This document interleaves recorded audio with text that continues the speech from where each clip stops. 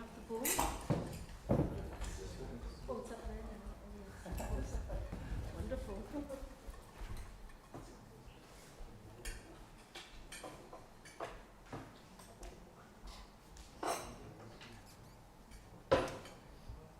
Okay. They say that if you snooze, you lose. So it just shows that things have changed since I was last here. So today we're reading from Canto 3, Chapter 4, Vidura approaches Maitreya, and we're doing verse 23.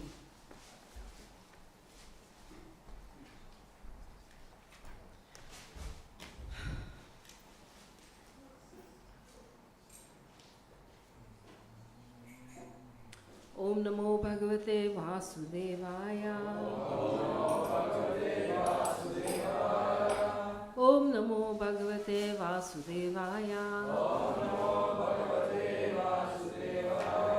Om Namo Bhagavate Vasudevaya.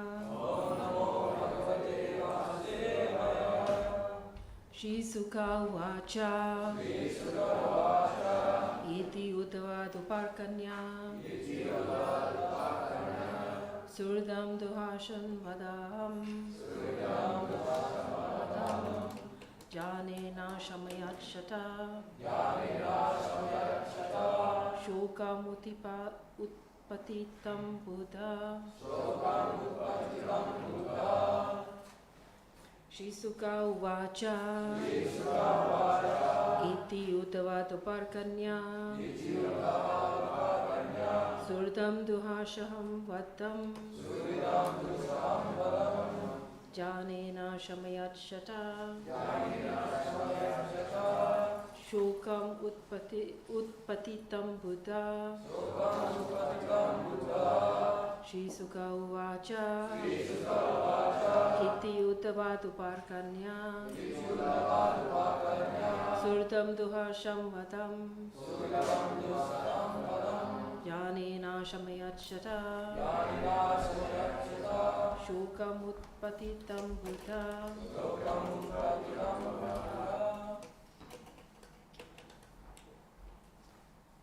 Shri Sukha Uvacha. Shri Sukha Uvacha.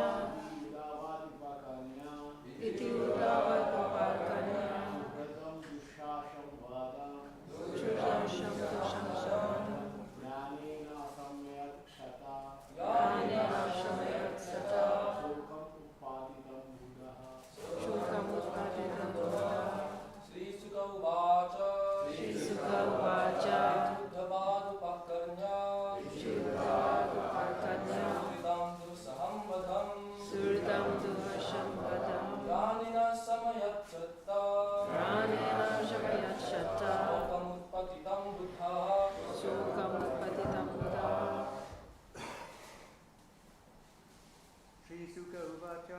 Shri Sukha Uvacha. Iti Uddhava Duparkanya. Surdam Dushasham Vadam. Surdam Dushasham Vadam. Janena Shamayat Shata. Shokam Utpatitam Buddha. Shokam Utpatitam Buddha. Shri Sukha Uvacha. Iti Uddhava Duparkanya. Surdam Dushasham Vadam. Janena Shamayat Shata. Shokam Utpatitam Buddha. Shri Sukha Uvacha.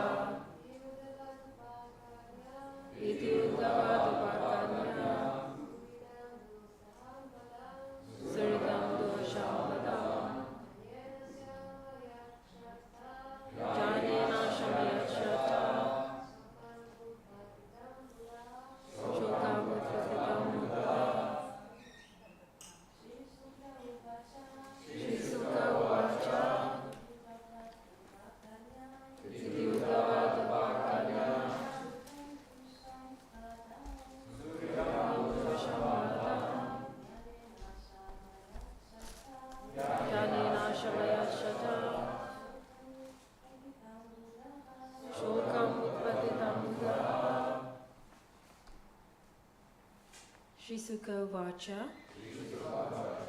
Shri Sukadev Goswami said, Iti, thus, Udavat, from Udava, Uparkanya, hearing, Suridam, of friends and relatives, Dushaham, unbearable, Vadham, annihilation, Jnanena, by transcendental knowledge, Asamayat, pacified himself, Shata, Vidura, Shokam, bereavement, Utpatitam, arisen, Buddha, the learned. Shri Sukadev Goswami said, after hearing from Uddhava all about the annihilation of his friends and relatives, the learned Vidura pacified his overwhelming bereavement by dint of his transcendental knowledge. Please repeat. Shri Sukadev Goswami said, after hearing from Uddhava all about the annihilation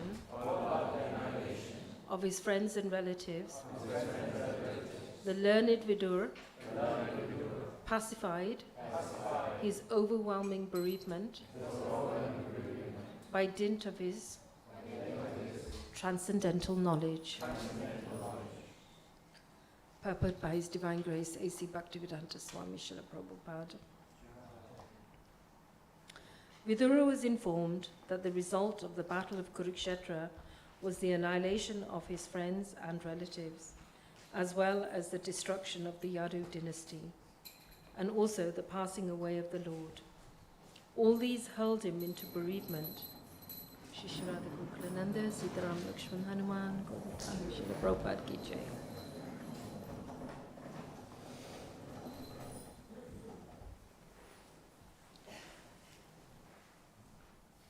It's a very short purport actually. Vidura was informed that the result of the Battle of Kurukshetra was the annihilation of his friends and relatives, as well as the destruction of the Yadu dynasty, and also the passing away of the Lord. All these hurled him into bereavement for the time being, but because he was highly advanced in transcendental knowledge, he was quite competent to pacify himself by enlightenment. As it is stated in the Bhagavad Gita, due to our long association with bodily relationships, bereavement on the account of the annihilation of friends and relatives is not at all astonishing, but one has to learn the art of subduing such bereavement with higher transcendental knowledge. The talks between Uddhava and Vidur on the topic of Krishna began at sunset, and Vidur was now further advanced in knowledge due to his association with Uddhava.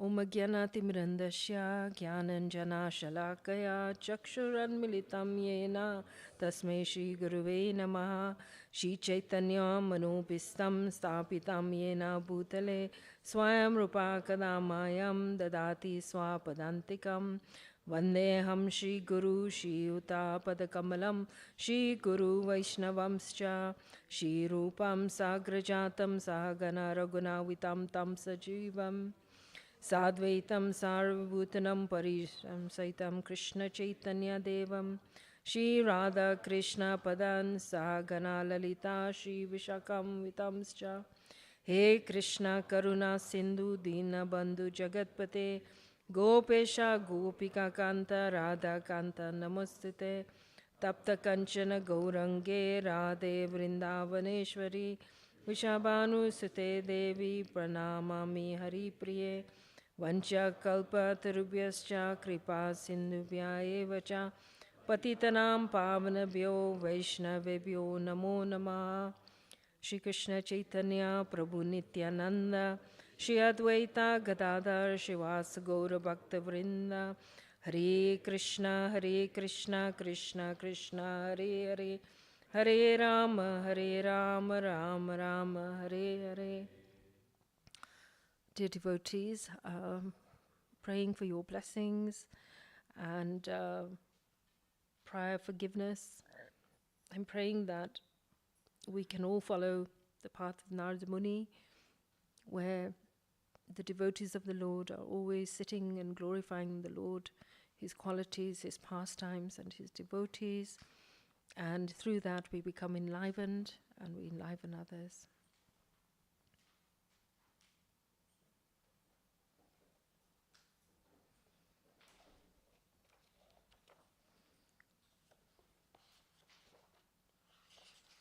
So just to set the context,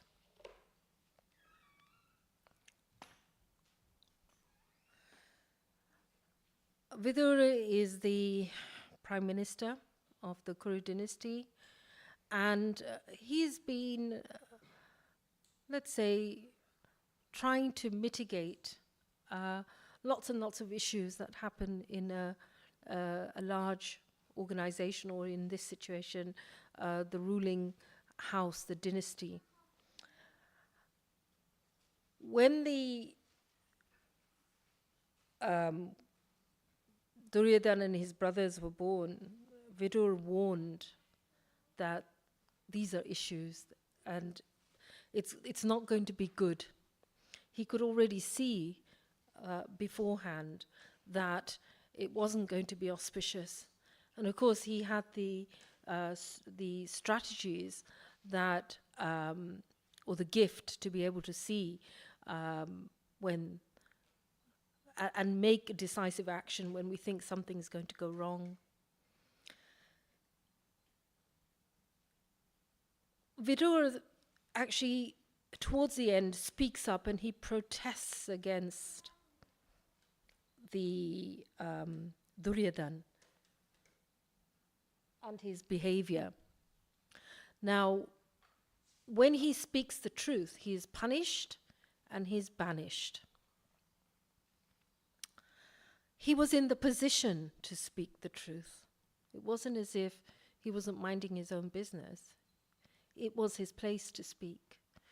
Nevertheless, Duryodhana took complete offense and he overtook the power of the Prime Minister and threatened him and basically threw him out. And like a good devotee, Vidura, what he does is he goes on pilgrimage. And pilgrimage enables us to reflect, withdraw, start prioritizing. And so he travels alone, thinking of the Supreme Lord in the holy places. And he meets Uddhava and he inquires. Now this tells you about the mind of a devotee. When he meets Uddhava, he starts to inquire about the well-being. He inquires about Suryasena, the father of Vyasadeva. He inquires about Ugrasena, the father of Devaki.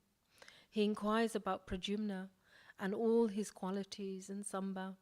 He inquires about Akura and he recalls how this wonderful devotee of the Lord, just by seeing the footprints of the Lord's feet in the sand, he has these ecstatic symptoms. He asks about Anuruddha, the fourth expansion of the Lord Vishnu. He asks about Satyabhama. He asks about Maharaj Yudhishthira and says, well, how's the kingdom now? Is Maharaj Yudhishthira establishing dharma? And then he also says, well, with the Lord and Arjuna on either side of his arms, he will be protected. And then it's interesting because he now then speaks about Duryodhana. And he says that Duryodhana was burning with envy. And he had this regret in his heart that he tried so hard, but somehow or another, you can say, sometimes they say that a leopard doesn't change his spots. And Duryodhana was exactly that. And so he had this kind of regret that Duryodhana was burning with envy. And then he asked about Bhima and Nakula and Sahadev, Pritha, how's she getting on and how she he recalls all the challenges she faced in the absence of Pandu. Then Vidura laments about his brother, that he was his sincere well-wisher, but the brother didn't see that. Because when you speak up the truth, depends where you're coming from, people will see that either as a well-wisher or you're a disruptor. So he laments, and then he asks about, why didn't the Lord punish Duryodhana and the Kauravas there and then? The Lord could have done that. And he gets the realization that the Lord waited. So justice comes, don't ever underestimate that when something is happening and there's cruelty or misbehavior, the Lord is always in charge of the conditioned and the liberated souls. So he begins to realize that actually, yes, the Lord waited for the right moment at the Battle of Kurukshetra and he annihilated all of them. So what's that got to do with the purport? Well, it's got to do with the purport because it tells you the mindset of Vidura and how he deals with bereavement.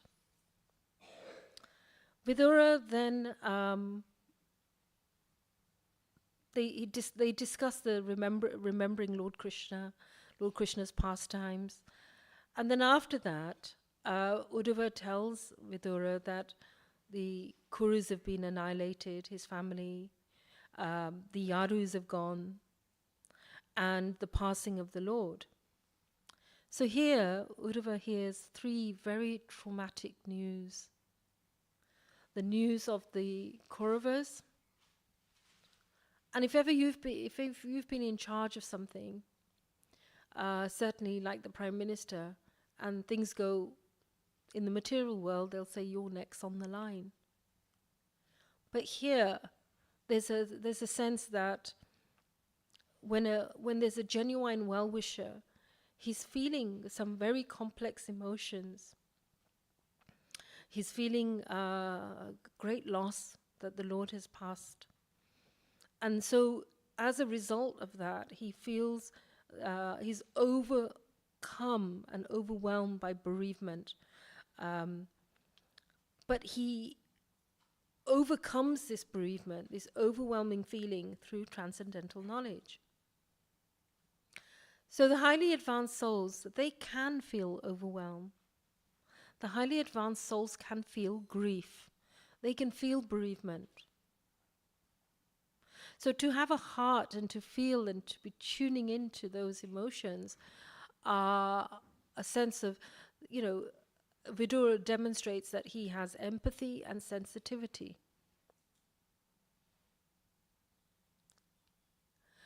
Now, what kind of feelings do people feel when they're going through loss? Anybody here? Anybody gone through bereavement or loss? None of you? Yes? Yes?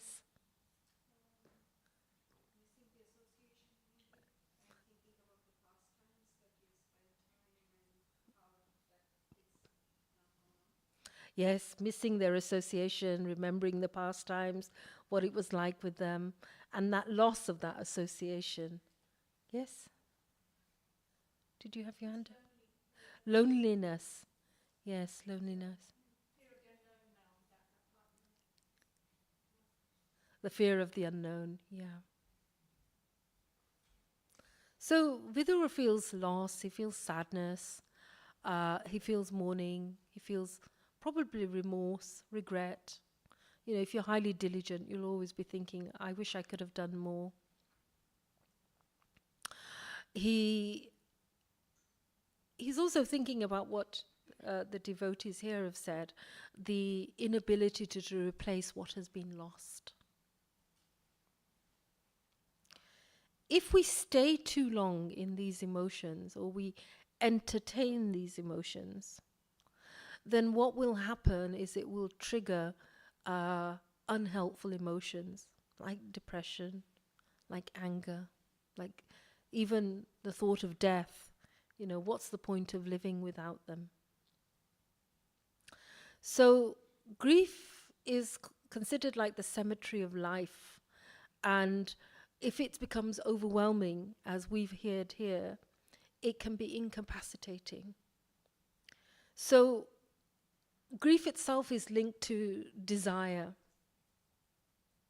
It's linked to ownership or attachment.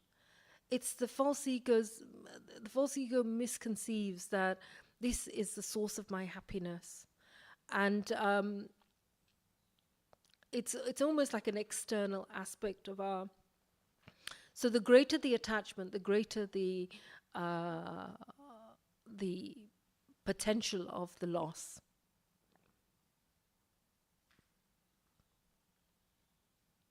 So why and how could Vidura bring himself back from this overwhelming bereavement? Well, he's spiritually evolved. He's a pure devotee. He's associated with the Lord. He understands. He's gone on pilgrimage. Wherever he goes, he's associating with the devotees. He's at the places of worship. He's beginning to, he's constantly got that connection. So when the difference between a devotee and somebody who isn't a devotee is they will then begin to experience emotions of grief and bereavement. Firstly, the denial. You know, sometimes they're a bit happy or they're just normal. Having gone through it myself, you can't process it. It takes time to process. And then the other emotions that come: anger, resentment, hurt.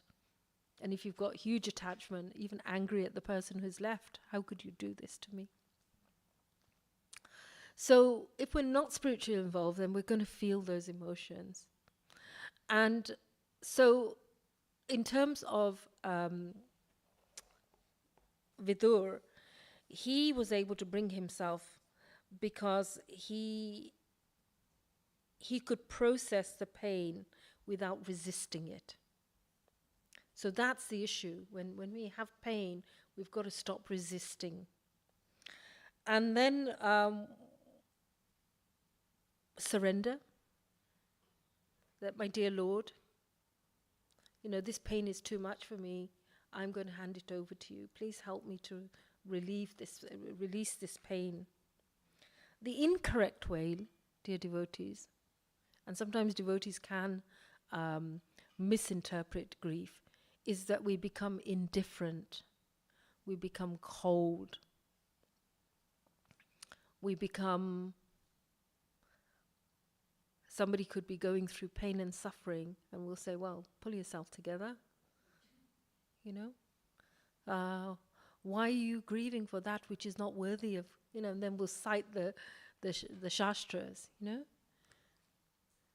So that's a disease of a devotee, when a devotee becomes indifferent to somebody else's suffering. And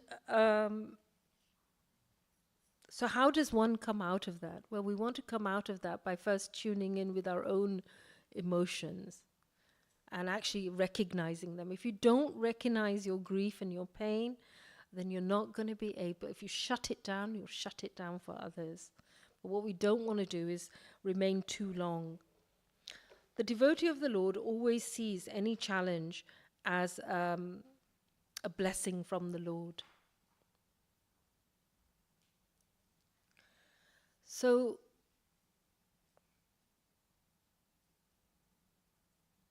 one of the questions I wanted to ask you all is which verses from the Bhagavad Gita, because Srila Prabhupada says the Bhagavad Gita is the source that helps us understand that you're not going to be the first person to lose somebody, you're not going to be the last one.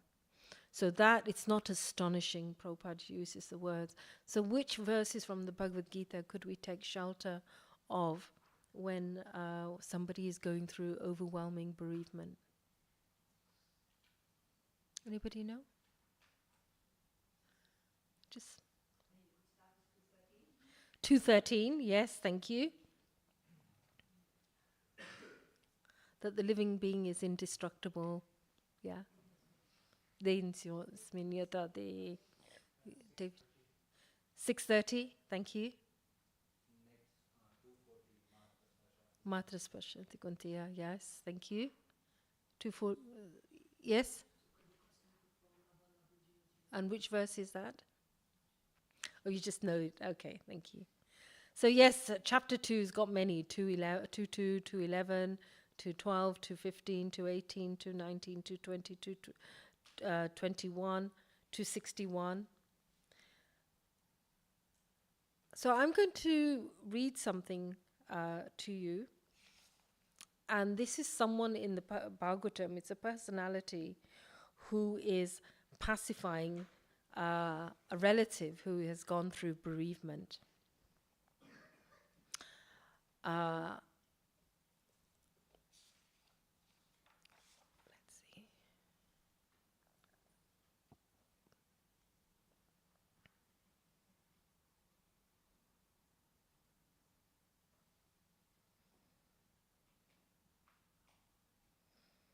So this personality in the Srimad Bhagavatam, he's pacifying some relatives and he's telling them, why are you mourning for that which is not worth mourning for? You know, the soul is indestructible. And he's churning off all this philosophy. And he's saying, you know, the Lord's always protecting all of us. He then goes on to tell a story. I won't read it, I'll just tell you. He then goes on to tell a story about a king and his lamenting wives and how they're really upset. And of course, it doesn't serve anyone. And then he gives the story, he further reinforces the point, and he gives the story of the Kalinga birds. Who is that personality? Could be Puranjan. Hiranyakashipu, exactly. Hiranyakashipu sits there and he pacifies his mother Diti and Kayadu, and he churns off the most perfect philosophy. He backs it up with a story. He backs it up with another story. So transcendental knowledge is important. But what's the missing link? What's the missing link? For us as devotees, yes? Sorry? Application, yeah. The intent might be there, the ability, the intelligence might be there, but the inability to apply. What else is missing? Shout out, I can't hear. He's feeling the pain, yeah? Could be feeling the pain.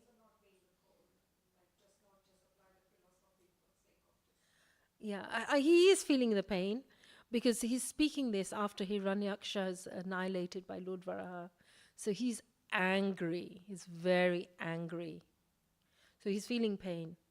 Yes. What else? What else is missing? Yes. He hasn't made the connection to the cause of everything. Yes, thank you. What else? This is so important for us, dear devotees, because this will actually help us to self-reflect within our own selves.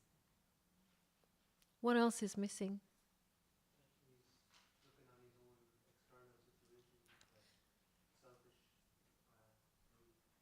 Absolutely, David Prabhu. He's thinking about his own selfish sense. He's pacifying his mother, his sister-in-law, his nephews.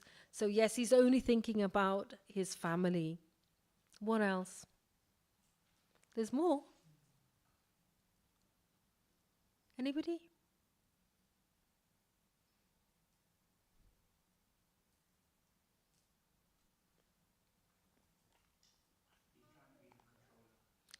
He's trying to be the controller, right? So he's.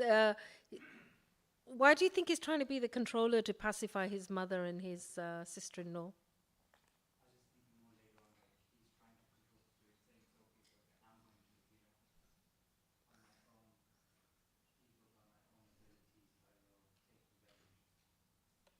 But he doesn't really talk about revenge at that point, does he?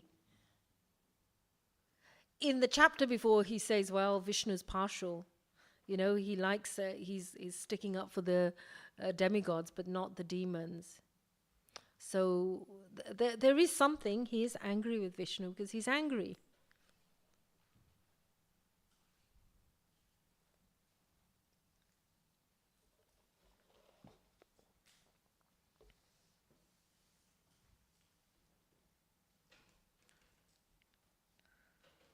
Well, yes, Prajana Prabhu.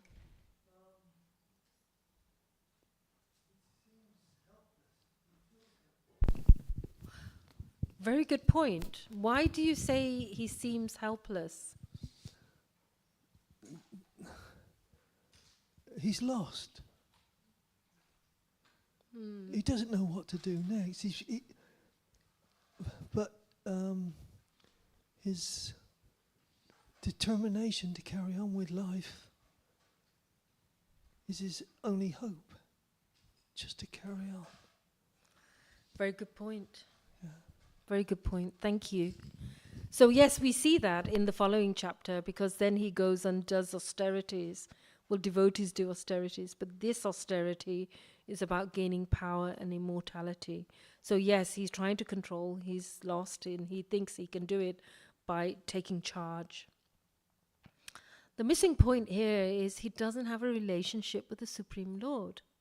He has an impersonal, or shall we say his behavior is impersonal. So he understands the philosophy, he's churning it out. And so my question to all of us here, including myself, is that are we so expert at churning out the philosophy and the knowledge, but we're unable to connect, or the Lord is not revealing himself to us?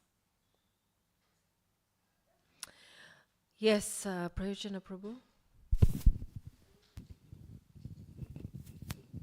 Though he's lost and he's forgotten one thing. He should carry on for the pleasure of Krishna. Yes, that's It's for his pleasure. It's not for anybody else's. That person we want to please is Krishna. That's Carry right. on. Yes. You're absolutely right. He's carrying on for his pleasure. So he knows the philosophy, but he's carrying on for his own pleasure. And Hiranyakashipu is carrying on for his own pleasure, but not understanding. Well, why isn't he carrying on for the Lord's pleasure? Because he's angry with the Lord. He wants to defeat the Lord. He feels that Vishnu, there are issues with Vishnu because Vishnu is partial.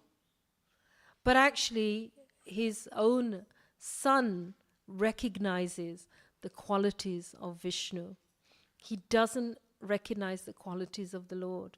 So the question to all of us is, do we recognize the qualities of the Lord, the transcendental qualities? Because what is it about Vidura, Uddhava, Maitreya, these wonderful devotees where they're constantly coming together and they're glorifying the Lord's form, the Lord's pastimes? That's the secret. Because the secret is that when we actually are so enamored by the Lord and his qualities, you know, they say that when you think about somebody and you talk about their qualities, you start absorbing those qualities. The other thing is that when Hiranyakashipu's brother dies, he doesn't think about pilgrimage. He doesn't think about association with devotees. He doesn't think about taking shelter of the Lord. Instead, he wants to take control. Shri Radha Gokulananda, Sitaram Lakshman Hanuman, Gaurnitai, Srila Prabhupada Ki Jai.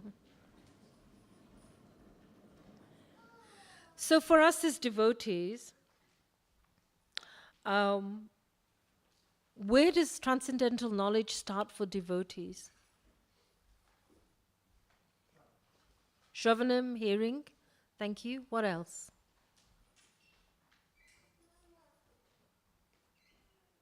Transcendental knowledge starts perhaps in our past life. Parents and teachers. I remember my mother always saying, take shelter of Bhagavad Gita. Unlike her, my memory is terrible. She could recite Bhagavad Gita every morning. She would wake up and she would be sweeping and cleaning the house, but she'd be reciting the Bhagavad Gita. She'd say, take shelter of Queen Kunti's prayers. Because when your parent or somebody in a position of power is giving you that direction, so the parent is the first guru, then the guru and the parampara, through the mercy of the devotees, we get access to transcendental knowledge. Shiksha gurus, Krishna as a person. So the bottom line, the issue for us as devotees is how are we developing a relationship with Krishna as a person?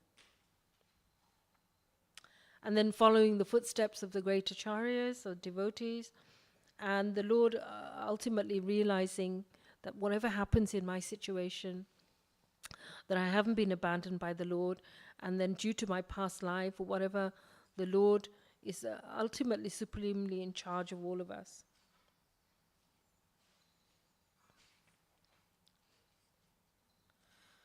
So I just wanted to compare the qualities between Vidura and Hiranyakashipu, because Hiranyakashipu, he hasn't recovered from the anger. So he goes and undertakes penance for such a long time so he can get power and control. Whereas Vidura and the devotees of the Lord, in a very difficult situation, they surrender to the Lord. So Vidura is selfless because he's always thinking about the welfare of others. Yesterday's verse ends with the devotees of the Lord always think about the welfare of others.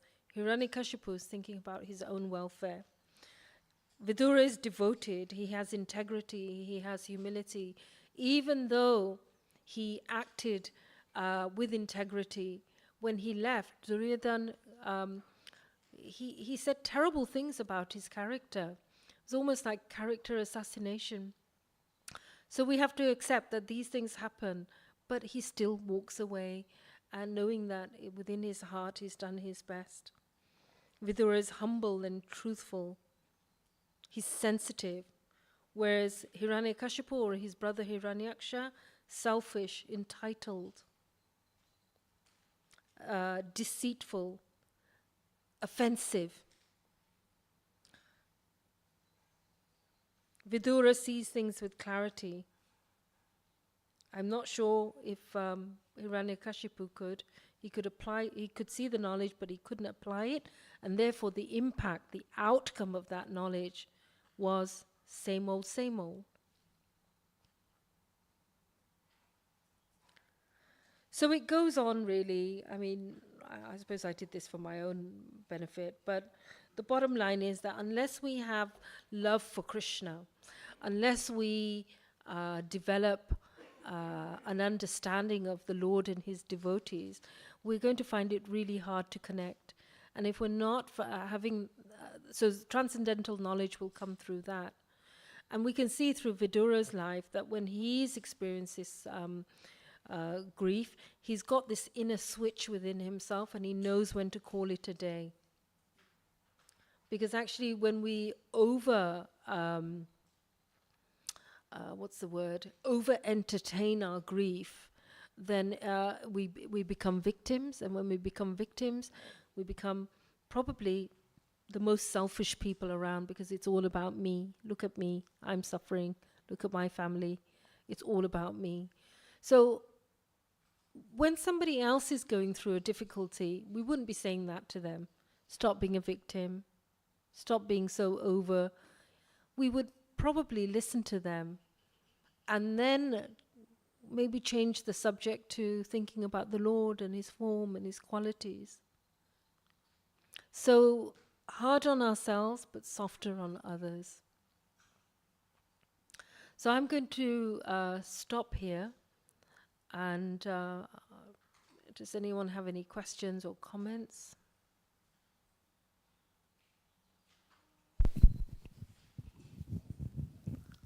The only thing I can think of now is we should apologize and say, I'm sorry.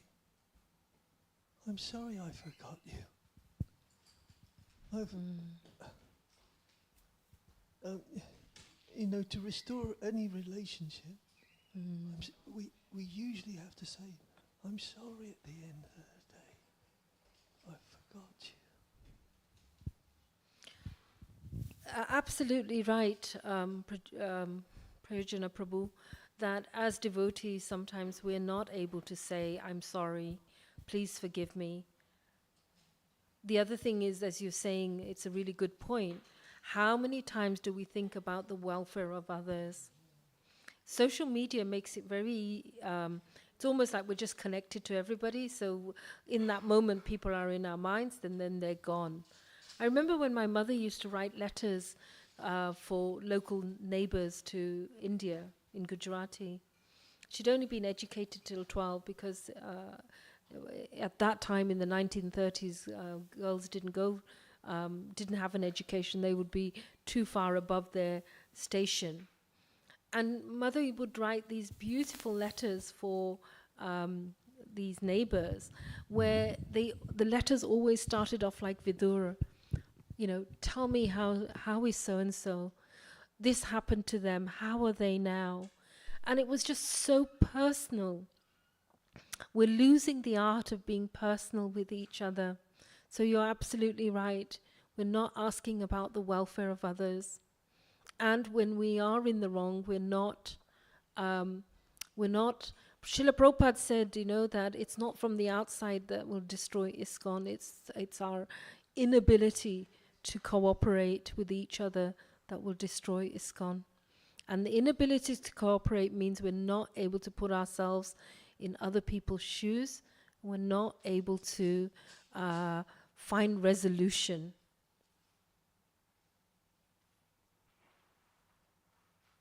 Any comments or questions? Yes?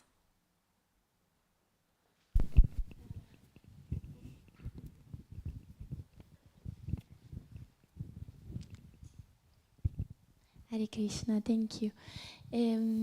Sometimes it's different found a solution for the wellness for another person. Maybe he is in a bad moment, and I found very difficult for myself to help. I don't know what practical do. Well, here, to help. Yeah, thank you so much for your question. We often think we have to do practical things, but here we can see from Vidura's example, there's nothing he can do about for anyone, but he's asking about their well-being, which means that they're in his thoughts, in terms of he's thinking about the welfare of others. And I think that's where we start, not about what we can do and sort things out. Because that in itself is a form of control, because we don't know what that person needs. But it's really starting with, how are they? I wonder if they're, often for us, out of sight, out of mind. So this is something that we have to learn, that, even with social media, we know somebody's gone through a bereavement. How many times do we, check up on them, ask them if they're okay? Usually up till the funeral time, people are often very engaging, but after that, we're not. So in terms of community building, we should simply just start with asking, how are you, or how are they? Give me news. We often have that with devotees when they're traveling on pilgrimage. They come back and they say, oh, I saw so-and-so. So, well, how are they? How are they getting on? So it starts with that, but great question. Thank you.